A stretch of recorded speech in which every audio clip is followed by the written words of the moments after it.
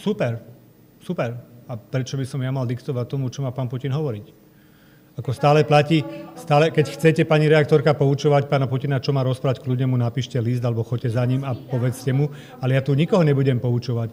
Faktom zostáva, že my oddelujeme aj situáciu na Ukrajine od toho, že čo sa dialo v 68. Veď nakoniec tu bol západný okruh, veď nakoniec Brežnev, Ukrajinec, rozhodol o obsadení Československa. Ideme to spájať s Ukrajinou alebo s vtedajším Sovietským zväzom.